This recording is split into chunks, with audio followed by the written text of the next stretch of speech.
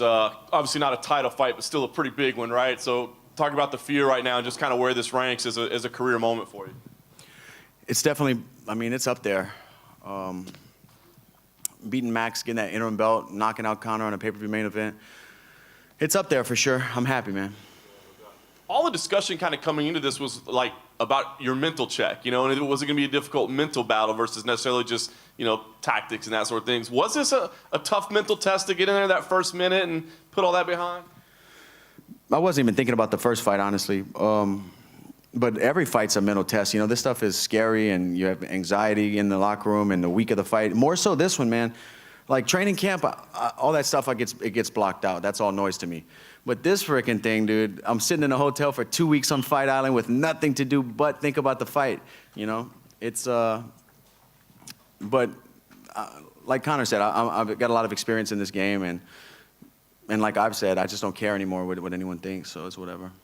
You used the wrestling early, which I thought would probably be a big factor, but ended up getting it done on the feet. So was the game plan to use more wrestling, or did you think you'd be able to just outstrike him? The game plan was to not be heavy on my feet and throw power shots and box early. The game plan was to kick and wrestle and box, to mix it up and make it a mixed martial arts fight, to kick inside, to kick outside. Mike Brown was real big on me throwing calf kicks this fight, really big on it. Really wanted me to, and it worked, man. You know, we compromised his leg, and he was in a bad position early, just from the repeated leg kicks. Even when he started checking, he wasn't contacting with the shin. He wasn't, you know, like a small rotation more, I would have been paying for those kicks, but I was still getting the muscle of his leg, and that part of your leg and muscle is so small and thin that you can't take many shots there, you know. After the second leg kick, I knew he was hurting. He says he wants to regroup and come back, and what do you think? Is a trilogy in order somewhere down the line? Do you think it has to happen at some point? I mean, we're 1-1 for knockouts, right? This is CTE Island. This ain't Fight Island. We'll see. We'll see what I don't know. You know, I can't tell the future. But we're 1-1. We both TKO'd each other. So you probably have to do it again, right? I like it. Dana was here a little bit earlier, so he spoke to Khabib. It doesn't look like Khabib's going to come back right now. Are you okay with that? And if so, it seems like, you know, Chandler would probably be the fight for the title. You and him, does that make sense to you? No, it does not. Respect to Chandler. Great win over a guy. But to come in and beat a guy I just beat and get a title shot, dude, I've been in, what is this, 27, 28 fights in the UFC, trying to, you know, everything, fighting the toughest of the toughest guys to get my hands on gold. You know, he should fight Charles Oliveira or something. Let Chandler and Charles Oliveira go at it. That doesn't really interest me at this point. I'm going to sell hot sauce if that's the case. Last thing for me, I guess they were saying on the broadcast, did you went over to Cormier and the broadcast, he was like, I don't even like this, I don't like this anymore. What was that about? I just felt like in the locker room, I just felt flat. I mean, I'm damn good at it, but I just, you know, felt flat, and I just felt like really calm, and I don't know. It's hard to put into to say, but that's it exactly. I don't really like this anymore. I don't know. We'll see. I mean, I'm not, dude. I got so many ass whippings left to hand out. I feel like I'm just hitting my prime, right? And just putting everything together. My body and my mind are finally on the same wavelength, and just turned 32 this week. We'll see what happens, man. I don't know. Only part I liked was the fight this whole last 2 weeks. So if that, I don't know if that answers a question or draws more questions, but I didn't enjoy the process these last 2 weeks. The only part I liked was fighting. Dustin, right here. There was a moment in the first round when you were trading shoulder strikes, talking to each other. Is that something you had worked on, or did you just throw it back? I always talk trash to these guys. Ask any of my opponents. I'm always having fun in there and talking and stuff. No, I hit him with the shoulder strike. I forget what I told him. I said, how about that clavicle or something silly, you know? Yeah, that was it. And then he hit me with a good knee, and I said, and I told him that was a great shot. That was a good one. And then finally, just to clarify, you're willing to just wait, see if they give you a title shot, see what else happens behind you? Well, I'm not waiting for nothing. I'm going home, be with my family. I'm going back being dad. I'm going to sell hot sauce. I'm going to work with my foundation. I have so many things happening outside of fighting right now. This is just something I do. Dustin, over here to your right. You said that you were talking to him. Was he talking back or was he staying quiet? He wasn't really. I think he said something when he landed a shoulder. He might have said something, but he wasn't talking. Well, yeah, it wasn't a whole lot of chatter going on, just in that mix of shoulder strikes against the fence. You mentioned you didn't enjoy the process of this. Is that like part of that due to the size of the fight, how much media you had to do and all the attention on you? I don't know. I think part of it might be from fucking spinning my wheels for 2 weeks sitting in a hotel room. You call this Fight Island, but man, this is Fight Hotel. We couldn't leave the property. I'm sitting for 2 weeks cutting weight. The furthest I can go is to the workout room. You know, this was like I was in a prison in my own mind over here, man. You got to listen to the race cars, though. It drove me fucking nuts yesterday. Yesterday, I was like, dude, I thought yesterday was the worst day, right? And this is the day before the fight. I'm sitting there, I'm like, I'm about to jump off the balcony.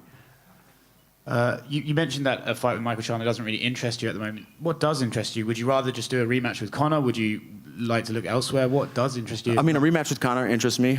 Always wanted to whip Nate Diaz's ass. That interests me.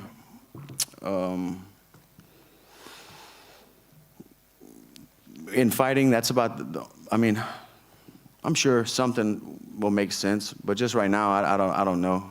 You know, me and Conor are 1-1. Nate Diaz got away and likes to talk a lot of shit online. But I just got to go back home and we'll see. Do you think there is something to Conor's thing about inactivity hurting him? Possible. Everybody's different. You know, I've seen guys that not affect, and you know, ring rust is real if you allow it to be. I just assumed it wouldn't be for Conor. That's how I approached this fight because I thought he was in the, you know, in Portugal and he has a training camp going built around him. He's putting in the work every day, so I think you would be sharp and your timing would be good. When the like real life timing of a fight, I feel like I get that in training camps. You know, so I don't think ring rust would be a thing for me unless it's mental, you know, like a mental worrying about performing again, maybe. I don't know. To each his own, I guess. And last thing for me, a lot of it was made of your durability at 155 versus 145. You took the shot from at 145, it finished you, but tonight you took a few shots. Did any of them hurt you, phase you at all, or did you feel like you could take them quite comfortably? No, he hurt me. He hurt me with the left hand. My legs, and nothing went. But he flashed me good, and if I would have got hit, if he would have pressured and I would have got hit again, I think I would have been really hurt. Dustin, it's very obvious that you won the hearts of the fan when you were going out victorious tonight. Talk us through that feeling, and how did it feel to hear all those chants for Conor while fighting? How did you get through that or overcome them while fighting? It's been, I fought one time last year, and there was no fans, so it's been a while since I got booed. It's been a while since I walked out to boos. I walked back to the locker room with cheers, though. I heard that. So I heard the boos on the entry, and I heard the cheers on the exit. And that's exactly what a lot of these MMA fans are, fair weather. So that's why I don't hold that stuff close to me. You know, it doesn't mean anything. Dustin, down here, obviously you come out to James Brown all the time, pay the cost to be the boss. I mean, just from your reaction there, like, The hardest working man. Could it be any more fitting given the magnitude of this victory? Yeah, I was thinking about coming out to the big payback, but this isn't payback. This isn't about that. That's not what this was to me. That's not what this training camp was to me. This was about progress. This was about prosperity. This was about putting my family in the position we're in now. It was a lot of things, but it wasn't payback. That's great. Now that the fight's over and stuff like that, I'm glad I got him back. That's cool. It makes for a great storyline, and it feels good, but that wasn't the driving force of this. And your career has had a lot of peaks and a lot of valleys. But where'd you rank this win in your list of top victories? It's up there, especially the finishing a guy who's never been finished like that. It's up there, man. You know, touching that UFC interim belt was so important to me. And, you know, putting my hands on the Undisputed World title before this is all said and done is what I want to absolutely do, man. But this is a big win. And I know you're still taking in everything and whatever, but ideally, have you thought about when you'd like to come back? Because obviously you only fought once last year. I don't know what's next, honestly. I got to get home, speak to Dana, speak to the UFC, just see what's making sense, you know. But I can guarantee I won't be fighting Michael Chandler. They can do whatever they want with the division. I don't really care. But if something happens that makes sense, then we'll do it. But Thank you, man. Dustin, here, in front of you, right here. Before the fight, Mike Brown, your coach, said that sometimes you are kind of an emotional fighter. And I would like to understand if it was hard for you during this fight with Conor, especially at the end of the first round. You got some blows, but you got composure. But then at the second round, you kind of flipped the coin, you know, and got some speed and got the knockout. How was that process for you to deal with emotions inside the octagon with Conor? Tonight is one of the best I've ever felt, honestly. I was emotionless, I was an assassin, and I was here to execute. You know, I was locked in, man, locked and loaded. I felt nothing.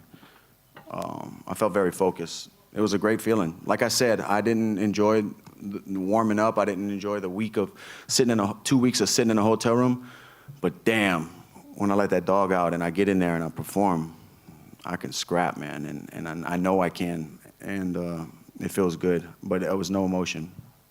And you already talked about Chandler, that he doesn't deserve because he just got... Yeah, and you know, it's not even my position to be. I just been putting in work. That's why I'm sitting here feeling like I can talk about it, because I've been in the division, you know, in the UFC for a long time, fighting the best of the best of the best. No disrespect to him, you know, seems like a good husband, a good father, speaks well, has a lot of respect, carries himself very well. Nothing but respect for him. It's not a knock against him. It's just my feelings towards the division and the sport. You know what I mean? I feel like I lost to Khabib. I came out and put on a fight of the year for you guys. Got my hand raised against a top 5 opponent after that.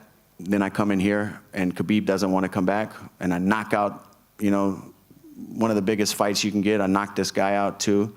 Khabib reiterates he doesn't want to fight anymore. Dude, I'm the champ. You know, I'm not going to fight some, and like I said, respect to Chandler. Fight a new guy to the UFC who just beat a guy who's coming off a loss that I just beat for the belt. You know, that's not exciting to me. And what would you say about, You know, what would you say about Oliveira, which has I think he has more. You know, because I've been watching that guy for 10 years in the UFC, 2 different weight classes. He's fought the best of the best, you know, over and over again. And he's been knocked down and got up time and time again. He's proven himself, and he's proven what mixed martial arts and what perseverance and what believing in yourself is. I respect that. You know, not that I don't respect Michael Chandler. I just think there's more work for him to do to come in here and beat a guy that I just beat. And last one for me. We are always talking about how different you are 6 years after the first fight. What would you say about Conor? Did you saw any difference inside the octagon of the first Conor from this one? I felt, you know, that first one was so long ago, but I felt man, maybe that's just my growth too. I felt his presence less, like his aura less. I just saw another fighter tonight. I think that first time I was kind of deer in the headlights, you can say. This time I was just fighting another man who bleeds just like me, and I knew that. Dustin, to your right. Congrats on the huge victory. The only other name in the lightweight equation is Justin Gaethje, who you already beat. Who do you think's more deserving of a title shot between Oliveira and Gaethje? Oliveira, because he's never had the opportunity. Gaethje just came out here and got beat. You know, as I did. Not a knock on Gaethje, but he lost. I think Oliveira probably. Or let them fight to see who gets it. You know, there's so many tough fighters in the 155-pound division. You know, but that, yeah. And lastly, what was the biggest difference you felt inside the octagon against Conor McGregor from 145 the first time to 155 this time? I just felt in the moment. I felt aware, and I felt here. I was in the moment, and you know, ready to take advantage of any opportunity I can get. And it felt right tonight. When I walked into the octagon and the air hit me and the lights were on me and Bruce was introducing us, it just felt right. Yeah. Dustin. You mentioned the leg kicks, the advice from Mike Brown on that. Do you think they were going to pay off in such a big way? Conor was in here saying that he has a football in his leg. I just know from experience how bad those things hurt, and I knew it was a 5-round fight, so it would only get worse. It would only get worse. He started catching them and trying to counter me with his left hand towards the end, but I knew they were still landing. He was catching them after they were making contact. I knew they were still hurting him. And if he did catch it and take me down, then I was going to, it's a 5-round fight. Of course, you never want to give up a round, but I'd like to throw some submissions up and see what happens, I am a black belt in jiu-jitsu. I'm very confident in my jiu-jitsu. But I knew the leg kicks would be a problem because Jim Miller tore my leg up, and that was a 3-round fight. And I just know how painful it is. You didn't jump for any gillies tonight. I promise you I would have if there was an opportunity. And it seems I wanted to rename this Guillotine Island. When I'm laying down at night, I was thinking, like, I'm going to guillotine this guy somehow. I'm going to get his neck. This is going to be Guillotine Island.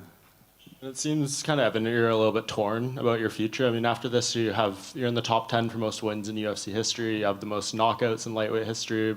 Just knocked out the biggest star in the history of the sport. If I'd have done the bulk of my UFC career, what did I do? 7, 8, 9 fights at featherweight? I've knocked some guys out there too. I would really be running off with the list at lightweight then. Is there almost like a feeling of you held that interim belt too, like you've kind of done a lot or almost it all in a way? Me and my wife were just talking about this. I feel like I've done it all, except obviously I'm not I can't walk away and say that I'm the champ. I want to be the champ. When you're the champ forever. And I want to be the champ, man.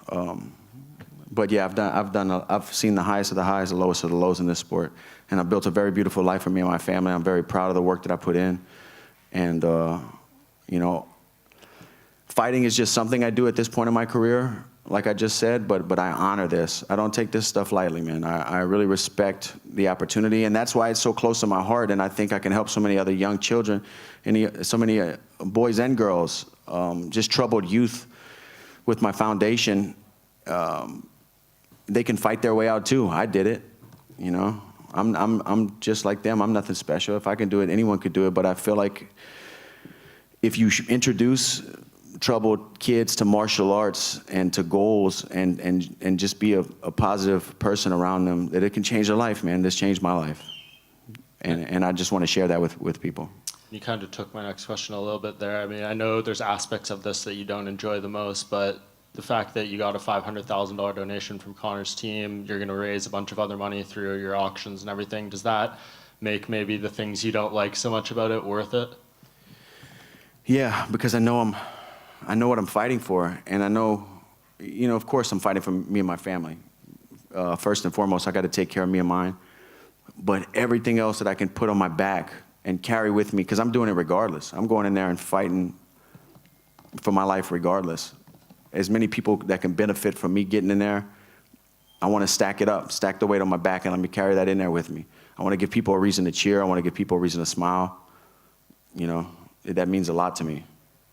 Last thing, you just knocked out a guy who went multiple rounds with Floyd Mayweather. You've beaten Max Holloway twice, as you said, who people are calling the best boxer. Are you the best boxer now? That wasn't I am, but that wasn't a knock on Max Holloway. I guess it kind of was, but respect to Max. He looked incredible. But I just saw Conor earlier this week when Max said that. Conor said, well, after Saturday, we'll see who's the best boxer. No, I believe in my boxing, man, very much. And you told me when we did an interview like 2 months out from this fight, maybe I'll be the guy fighting Manny Pacquiao after this. Maybe so. I've actually been in talks with Justin Wren and Fight for the Forgotten. He's actually in Lafayette, Louisiana right now. But I just tossed this in there because you said Manny Pacquiao. We bought 40 acres for the Pygmy people after the Khabib fight. We built some water wells. Obviously, that was the big goal. But then we had enough rollover money, so we bought them 40 acres to build housing on. And I just heard that the Manny Pacquiao Foundation, I think, is going to start building the housing on the Good Fight Foundation's land that we bought for them. So, man, fighting in general, combat sports is doing some huge things, man, and I'm very proud to be a part of any of that. Congrats, man. Dustin, Thank can you. I ask you about, sorry, over this way. I know it's hard for you to see. Here we go. You talked about going in there with like no emotion and being an assassin in there. Do you think part of Conor's attitude change in those 6 years made any difference? Like, you've been quite open about how mentally he tried to get under your skin the first time, but it's been all totally different this time around. Yeah, I wasn't sure if that was a mental play as well, you know. But I didn't really pay a whole lot of mind to it. Maybe he's just maturing, maybe he's a father, and maybe he just understands and respects the sport and the competitors. I don't really know, and I don't really care. But every interaction I had with him fight week has been respectful. And I think because we both knew what we're going to do, we're both coming in here. I mean, we can shake hands and say good luck with whiskey and hot sauce sales and whatever not. And we know when that door closes, 2 men in or 1 man leaves the Thunderdome. And you were just talking about your great foundation. Can you give us some kind of insight into your plans with these donations and the great things that are going to come from this fight for it? Yeah, I have a big goal right now that we're crowdfunding for the Boys and Girls Club of Acadiana and their 6 locations. We're trying to help them with their Project Learn initiative. You know, the pandemic has been tough on children as well, and especially children from single parents. And there's just so much to speak about this, but I'll just say that we're teaming up with the Boys and Girls Club to provide transportation and tutoring for the year of 2021, so the rest of this year. Transportation to and from 6 clubs and tutoring for the children as well who are learning from a distance. Awesome. Congratulations, man. Thank you so much.